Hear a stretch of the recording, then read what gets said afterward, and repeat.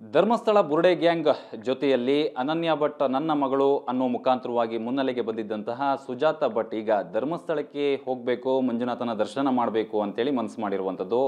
ಅದ್ರ ಬಗ್ಗೆ ಮಾತನಾಡೋದಕ್ಕೆ ನನ್ನ ಜೊತೆ ಸುಜಾತ ಭಟ್ ಅವರು ಇರುವಂಥದ್ದು. ಮೇಡಮ್, ಈಗ ಆ ಒಂದು ಪ್ರಕರಣ ಈಗಾಗಲೇ ನಿಮ್ಮನ್ನು ಕರೆದು SIT ವಿಚಾರಣೆ ನಡೆಸಿದ್ರು, ಎಲ್ಲವೂ ಆಯಿತು. ಈ ಒಂದು ಪ್ರಕರಣಕ್ಕೆ ಬಂದ ನಂತರದಲ್ಲಿ ನಿಮ್ಮ ಜೀವನ ಬದಲಾಗಿದೆಯಾ? ಏನಾಯ್ತು ಅದ ನಂತರದಲ್ಲಿ? ಹಿಂದೆ ನನ್ನ ಜೀವನ ತುಂಬ ಚೆನ್ನಾಗೇ ಇತ್ತು. ನನ್ನ ಪಾಡಿಗೆ ನಾನು ಏನೋ ಒಂದು ಬಿಸ್ನೆಸ್ ಮಾಡಿಕೊಂಡು ನನ್ನ ಪಾಡಿಗೆ ನಾನಿದ್ದೆ. ಆ ಜೀವನ ನನಗೆ ತುಂಬ ಇದು ಕೊಟ್ಟಿತ್ತು ನನ್ನನ್ನು ಒಂದು ಒಳ್ಳೆಯ ರೀತಿಯಲ್ಲಿ. ಅದಾದಮೇಲೆ ಈ ಕೇಸಿಗೆ, ಈ ಧರ್ಮಸ್ಥಳದ ಈ ಒಂದು ಕೇಸಿಗೆ ಇದಾದ ಮೇಲೆ ನನ್ನ ಜೀವನ ಪೂರ್ತಿ ಅಯೋಮಯ ಆಗಿದೆ. ಈಗ ಜೀವನ ನಡೆಸೋದು ತುಂಬ ಕಷ್ಟ ಆಗಿದೆ. ಏನು ಮಾಡಬೇಕು, ಮುಂದಿನ ಹೆಜ್ಜೆ ಏನು ಮಾಡಬೇಕು ಅನ್ನುವಂಥದ್ದು ಸಹ ತುಂಬ ಯೋಚನೆ ಮಾಡಿಕೊಂಡು ಕೊರಗ್ತಾ ಇದ್ದೀನಿ. ಏನು ಮಾಡೋಣ, ಇನ್ನೂ ವಯಸ್ಸಾಗಿದೆ ಬೇರೆ, ಏನು ಮಾಡೋಕ್ಕಾಗುತ್ತೆ ಅನ್ನುವಂಥದ್ದನ್ನು ನೋಡ್ತಾ ಇದ್ದೀನಿ. ನೋಡೋಣ, ಭಗವಂತ ಇದ್ದಾನೆ. ಹಾಗಾಗಿ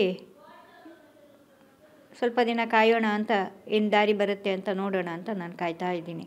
ಈಗ ನೀವು ಧರ್ಮಸ್ಥಳಕ್ಕೆ ಹೋಗಿ ವೀರೇಂದ್ರ ಹೆಗ್ಗಡೆಯವ್ರನ್ನ ಏನಾದ್ರು ಭೇಟಿ ಆಗಬೇಕು ಆ ಥರ ಏನಾದ್ರು ಮನಸ್ಸು ಮಾಡಿದ್ದೀರಾ? ಹೇಗೆ? ಹೌದು, ನಾನು ಧರ್ಮಸ್ಥಳಕ್ಕೆ ಹೋಗಬೇಕು. ನನ್ನಿಂದ ಏನೋ ಒಂದು ಧರ್ಮಸ್ಥಳಕ್ಕೆ ನಾನು ಕಲಹ ಹೊಡಿತೀನಿ ಅಂತ ಒಂದು ಮಾತನ್ನು ಹೇಳಿದ್ದೀನಿ ಒಂದು ಯೂಟ್ಯೂಬ್ ಚಾನಲಲ್ಲಿ. ಹಾಗಾಗಿ ನಾನು ಧರ್ಮಸ್ಥಳ ದೇವರಿಗೆ ಕಲ್ಲು ಹೊಡಿತೀನಿ ಅಂತ ಹೇಳಿಲ್ಲ, ಧರ್ಮಸ್ಥಳಕ್ಕೆ ಕಲ್ಲು ಹೊಡಿತೀನಿ ಅಂತ ಹೇಳಿರೋದು. ಆದರೆ ಅದನ್ನು ಬೇರೆ ರೀತಿಯಲ್ಲಿ ಇದು ಮಾಡಿದ್ದಾರೆ. ಆಗಲೇ ಬಿಡಿ, ಧರ್ಮಸ್ಥಳ ದೇವರಾದ್ರೇನು ಧರ್ಮಸ್ಥಳ ಆದ್ರೇನು ಎಲ್ಲ ಒಂದೇ ಅಂತ ತಿಳ್ಕೊಂಡು ನಾನು ಹೋಗಿ ಕ್ಷಮೆ ಯಾಚಿಸ್ತೀನಿ. ಅಲ್ಲಿಯ ಇದಕ್ಕೆ ಹೋಗಿ ದೇವ್ರ ಮುಂದೆ ಹೋಗಿ ಕ್ಷಮೆ ಯಾಚಿಸಿ ವೀರೇಂದ್ರ ಹೆಗ್ಗಡೆಯವರನ್ನು ಮಾತಾಡಿಸಿ ಅವ್ರ ಮುಂದೆನೂ ನಾನು ತಪ್ಪಾಗಿದೆ ನನ್ನಿಂದ ಅಂತ ಹೇಳಿ ಕ್ಷಮೆ ಯಾಚಿಸ್ಕೊಂಡು ದೇವ್ರ ದರ್ಶನ ಮಾಡ್ಕೊಂಡು ಬರಬೇಕು ಅಂತ ಇದ್ದೀನಿ. ಸದ್ಯದಲ್ಲೇ ಹೋಗ್ತಾ ಇದ್ದೀನಿ, ಒಂದು ಟೈಮ್ ನೋಡ್ತಾ ಇದ್ದೀನಿ. ಹಾಗಾಗಿ ಸದ್ಯದಲ್ಲೇ ಹೋಗಬೇಕು, ಅದೊಂದು ನನ್ನ ಒಂದು ಮನಸ್ಸಿಗೆ ಕಾಡ್ತಾ ಇದೆ. ಅದನ್ನು ನಾನು ಕ್ಲಿಯರ್ ಮಾಡ್ಕೊಂಡು ಬರಬೇಕು ಅಂತ ನಾನು ರೆಡಿಯಾಗಿದ್ದೀನಿ ಇವಾಗ.